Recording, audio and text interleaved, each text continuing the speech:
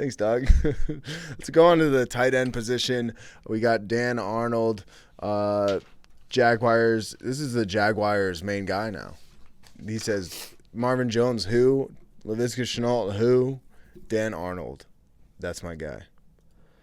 I mean, yeah, we've been talking about Dan Arnold for a couple weeks now, after the trade to the Jaguars. We said, hey, if you go out and trade for somebody, it's because you want to utilize that player. You're not trading for him to sit on the bench, especially when they traded away a former first-round draft pick. It was a corner they traded away to get Dan Arnold.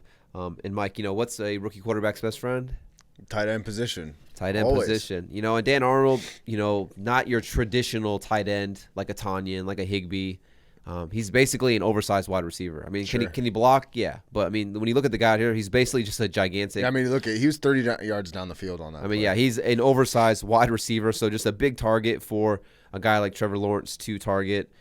He's led the tight ends in snaps the last 3 weeks, so he is the tight end there for the Jaguars. It's not like, 50 here, 50 there. No, it's like he's the tight end for him, and he's lining up a ton in the slot. He's kind of like a Gesicki, basically in the terms of the tight end. Gesicki not your typical tight end, more of a receiving tight end. But yeah, Dan Arnold comes out, leads the Jaguars, 10 targets, gets you 8 catches and 68 yards. He gets some of those catches during the last couple drives, junk time. But hey, junk time, garbage time points, those are still points in my fantasy lineup there. So, but just seems to be a guy that Trevor Lawrence is leaning on more and more as the season goes. So yeah, I think he'll be a safe, consistent guy. Give me Dan Arnold over, obviously Tanyan's out, so you can't say Tanyan anymore, but give me a guy over like Higbee. I don't know. I know Hunter Henry has been more like of a touchdown guy, but if you take away all these touchdowns for Hunter Henry, I would rather have the consistency of Dan Arnold, because I don't think Dan Arnold's found the end zone yet, but I think those days are coming in the future. By the way, I talked on the Jaguars this game. I really did. I don't know what. Listen to this really quick on the Jaguars game. Jaguars beat the Seahawks on total yards, passing yards, rushing yards, the amount of first downs, the third down efficiency, total plays, like sacks allowed, like literally on everything, every single, like they had less punts, and then they lost the game 31-7. If you look at the stats, it really doesn't make any sense. Yeah, I don't understand. Trevor Lawrence, I don't want to say he doesn't look good. Obviously, he's a rookie, and we've seen Peyton Manning come out and throw like 20. So 235 and a touchdown. He threw 1 interception. Yeah, he's just not lighting it up like he was in Clemson. In Clemson, yeah. But yeah, when I looked into those stats, I was like, what the hell happened here? Okay, but let's go on to next tight end here. We got Logan Thomas coming back from injury. Obviously, we told you to pick up Ricky Seals-Jones because he slid into that Logan Thomas role. And Logan Thomas coming back could possibly mean that this guy is going to be in this role now, in his role. I mean, yeah, definitely. It kind of gives me some confidence for Logan Thomas once he returns off the hamstring injury, I think it is. I like to see Ricky Seals-Jones and how he's being utilized and incorporated, because Logan Thomas is just a better version of Ricky Seals-Jones. That's why he plays 100% of the snaps when he's healthy and available. But they're going to be on a bye this week, so can't play him obviously this week. But does he return next week in Week 10? I would, be on the gambling side that he does. We just got to monitor the practice reports going forward for that. But yeah, he'd be a guy where when you go to the tight end position, he's not going to be there because they're not playing. Right. They're on a bye and he's hurt. But, you got to filter through your roster, see if he's there. If Logan Thomas is there, I definitely would like to have him, especially for the tail end of the fantasy season. Like I said, if we're seeing Ricky Seals-Jones get incorporated as much as he is, I would think that Logan Thomas will be able to step in and be able to meet those levels of targets, receptions, all that stuff, and even surpass it because he's a better weapon than Ricky Seals-Jones. I like it. And then if he does play in Week 10, he plays against the Tampa Bay Buccaneers, who they've allowed the second most receptions to the tight end position. So he steps right in Week 10 to a money matchup. He'd be in my starting lineup if I can get him on my team. So grab and stash. Go out and get him, Hello there. Hey, listen, right now, I know we talk about him a lot, but Underdog Fantasy, it has a really good deal right now. It's a player pick'em app. It's a DFS app. It's very similar to DraftKings or FanDuel, but this is better. It's brand new. Very easy to use interface. But if you download the app right now and use promo code AVG, they used to hook up with $10 with your first deposit. Right now, they're matching you up to $100. So if you put $100 in the app right now on your first deposit, you will get an extra $100 to play around with.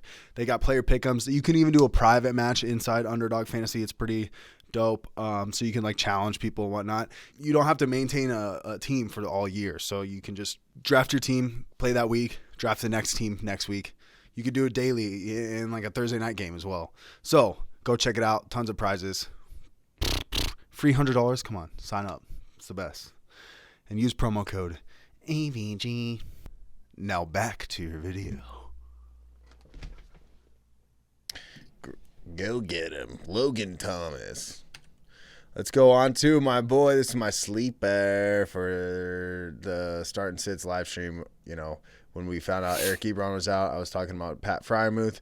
Pat Freiermuth ended up doing pretty good, ended up in the end zone. Nothing crazy, but for a tight end, especially one like Pat Freiermuth, he's not very owned in like any leagues, to be honest. And I could imagine that he probably wasn't started in very many leagues. He was started in 4.7% of leagues.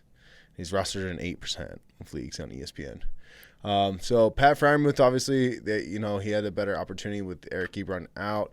As far as like going forward, I still think he's not a terrible ad, but I think he'll have better games. The problem is the Pittsburgh offense is not that crazy.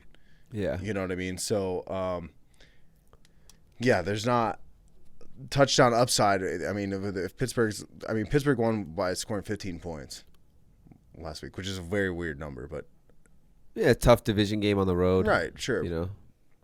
But yeah, the Pittsburgh just doesn't score a lot, so that you got to take that into account. But I definitely think as like a deep stash ad, you can throw Pat Freiermuth. I have him in a dynasty league. Obviously, dynasty leagues is a little bit different, but I think that in deeper leagues, if you're struggling at the tight end position, you don't have like a Logan Thomas there or whatnot. I would think Pat Freiermuth, when he falls into the end zone, he has a very capable fantasy week for you. I mean, yeah, definitely. Back-to-back games, he's had 7 targets. You know, maybe this is due, largely into Juju being out. Yeah, and if you don't know who Pat Freiermuth is, get familiar with the name. I do genuinely believe that he's going to be he's the next very reliable tight end, especially for fantasy purposes going forward for the next several years. I mean, the guy's super talented.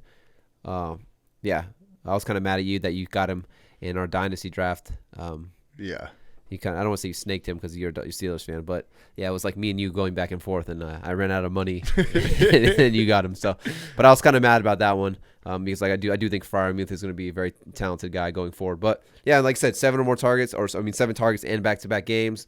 I think it is due to Juju being out.